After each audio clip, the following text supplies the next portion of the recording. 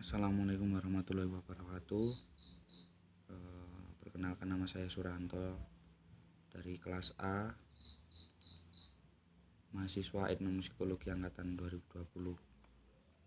Pada video ini saya akan menjelaskan atau mengerjakan tugas karawitanologi pengambu Kang Siklon, Bu Dewi sama Pak Kuat. Tetapi mohon izin, saya tidak membuat video saya karena memori saya penuh. Jadi mohon maaf Kang Siklon, Bu Dewi sama Pak Kuat. Pada tugas ini saya akan membahas tentang apa itu karawitan, apa itu gamelan apa saja di karawitan atau instrumen apa saja di dalam karawitan dan fungsinya, dan fungsi seluruh gamelan atau instrumen gamelan. Yang pertama, apa itu karawitan? Karawitan adalah musik yang dihasilkan oleh seperangkat alat gamelan Jawa. Sedangkan isi dalam karawitan itu tidak hanya bunyi saja, tetapi juga masalah pelarasan. Jadi di dalam karawitan itu tidak hanya musik saja yang dihasilkan, tetapi ada bunyi tersendiri dari masing-masing instrumen dan memiliki bentuk dan karakter masing-masing. Tetapi ada pun perbedaan antara musik barat dengan karawitan di Jawa. Nah, ini saya pernah membaca atau menulis dulu video di Spada Indonesia. Jadi menurut almarhum Profesor Sri Hastanto, musik barat mulai dari lagu pokok, hiasan dan lain sebagainya itu memiliki nilai yang sejajar. Tetapi kalau di karawitan Jawa itu berjalan sendiri-sendiri tetapi menyatu dalam suatu muara yang bagus yang disebut karawitan. Jadi di karawitan itu misalkan teknik tabuhan, terus notasi tabuhannya itu berbeda, tetapi itu bisa menyatu dalam suatu muara. Muara di sini menurut saya apa yang kita dengarkan itu enak untuk kita, apa yang kita lihat itu enak untuk didengar. Kemudian di karawitan itu tidak hanya masalah bunyi ataupun pelarasan. Jadi di karawitan itu ada dua pelarasan yang bernama slendro dan pelok. Nah, kemudian apa itu gamelan?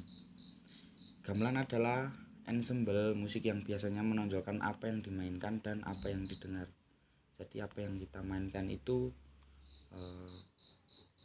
jadi apa yang kita dengarkan. Misalkan kita menabuh bonang itu ada notasinya tersendiri. Nah, jadi kita nanti bisa membedakan ini bonang penerus, ini slentem dan lain sebagainya. Nah, ketika memainkan gamelan tersebut, irama pada gamelan pada umumnya lembut dan mencerminkan keselarasan hidup sebagaimana prinsip hidup manusia yang dianut oleh masyarakat Jawa. Jadi kalau di karawitan itu dulu sewaktu saya kuliah, dosen saya pernah bilang kalau di karawitan itu kita tidak hanya mengandalkan notasi, tetapi juga memainkan roso. Kalau orang Jawa menamakannya roso ning ati. Jadi benar-benar kesabaran lah kalau di karawitan Jawa itu. Gamelan Jawa dibagi menjadi dua, yaitu dalam bentuk kenson dan bilah. Nah, di karawitan Jawa itu ada klasifikasi berbentuk kenson dan bilah. Bilah itu memanjang dan berbentuk kotak. Umumnya seperti slentem, demung, saron barung, gender, dan saron penerus. Yang kemudian ada kenson. Kenson itu berbentuk lingkaran yang ada tonjolannya, seperti kenong, gong, bonang barung, bonang penerus, ketuk kempiang gitu. Jadi ada dua klasifikasi berbentuk kencon dan bilah di gamelan. Kemudian ada gamelan di karawitan. Di karawitan itu ada kendang atau gendang.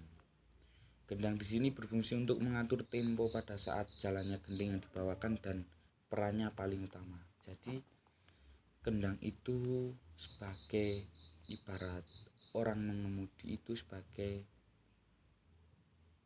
pengemudinya. Jadi setirnya yang memegang si kendang ini dalam karawitan. Jadi mau dibuat misalkan dalam sajian gending itu mau dibuat 1 rambahan, 2 rambahan atau bahkan lebih. Nah, itu yang menentukan si pengendangnya ini. Nah, jadi kendang ini terbuat dari kayu. Menurut saya, atas pengetahuan saya, di sini ada kendang di sini itu kayunya adalah kayu nangka. Terus dari kulit bisa kulit kambing gitu. Kemudian ada bonang barung dan penerus. Bonang barung dan penerus adalah instrumen yang termasuk dalam kategori kencon. Nah, kencon tadi kan berbentuk lingkaran dan ada tonjolannya. Nah, ini masuk ke bonang dan bonang penerus. Berfungsi sebagai pemimpin, perannya lebih penting dari bonang penerus. Bonang penerus itu dimainkan 2 kali lebih cepat dari bonang barung. Jadi bonang barung dan penerus itu secara kita lihat secara fisik itu sama, bentuknya sama, tetapi lebih kalau bonang barung itu misalkan nadanya itu di C, saya memanggilnya C gitu. Tetapi kalau bonang penerus itu 1 oktav lebih di atasnya bonang barung. Jadi misalkan bonang barung nada sijinya di G, kalau di bonang penerus G. Jadi 1 kali lebih dari bonang barung gitu. Kemudian ada demung. Nah, demung ini termasuk dalam kategori gamelan bilah karena bentuknya kotak. Berfungsi sebagai balungan atau kerangka dari 1 gending yang dimainkan sebagai instrumen melodi dasar. Secara kita lihat, demung ini memiliki, kalau di pelok itu memiliki 7 nada, jiro, lupat, mo, nempi. Nah, itu termasuk dalam kategori demung gamelan bilah karena bentuknya kotak. Kemudian ada saron. Saron ini masih termasuk dalam keluarga balungan atau kategori bilah. Tetapi nada di saron ini 1 oktav lebih tinggi dari demung. Seperti yang saya contohkan pada bonang barung tadi dan penerus. Misalkan G-nya itu di G. Nah, itu G-nya saron itu di G. Nah, gitu. Sama kalau kita lihat secara fisik itu sama seperti demung, tetapi lebih kecil dan suaranya lebih tinggi dari demung. Kemudian ada peking. Nah, peking ini sama juga secara fisik kita lihat sama seperti demung dan saron, tetapi memiliki 1 oktav lebih tinggi dari saron. Nah, jadi kan kalau demung itu G, kalau saron G, kalau peking itu G. Nah, itu lebih tinggi dari saron.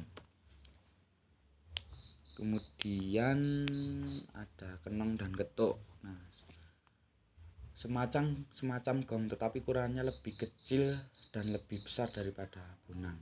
Nah, ini termasuk dalam kategori gamelan kencon karena memiliki ukuran melingkar dan ada tonjolannya. Nah, kemudian ada slentem, sama seperti demung tetapi bentuknya lebih tipis dan nadanya 1 kali lebih rendah dari di bawah demung. Nah, kemudian ada gambang. Gambang ini terdiri atas 8 12 bilah kayu yang diletakkan pada resonator yang berbentuk perahu. Kemudian ada rebab, nah termasuk dalam kategori musik atau instrumen gesek, berfungsi untuk mengiringi sinden saat bernyanyi. Terus ada siter. Umumnya siter ini berukuran 30 cm. Ini saya referensi dari website. Kemudian menghasilkan bunyi yang khas dan memiliki nada yang dapat setel nada pelok dan selindro. Kemudian ada fungsi gamelan Jawa. Nah ini kalau di masyarakat sini atau di desa saya itu, menurut saya musik gamelan itu dapat berfungsi untuk mengiringi tarian, terus membangun suasana, terus menyambut tamu yang dianggap penting, terus sebagai sarana dakwah dan lain-lain. Nah ini ada contoh foto saya pada saat mengiringi tarian di sini, dan ini memakai gamelan Jawa juga. Ada kendang, ada demung, saron, terus ada kenong di sini. Nah itu dulu yang dapat saya jelaskan pada tugas ini. Kurang lebihnya mohon maaf. Sekali lagi, dalam tugas ini saya menggunakan 2 referensi. Yang pertama catatan kuliah saya dulu, dan yang kedua dari website atau Google. Nah kurang lebihnya mohon maaf. Wassalamualaikum warahmatullahi wabarakatuh.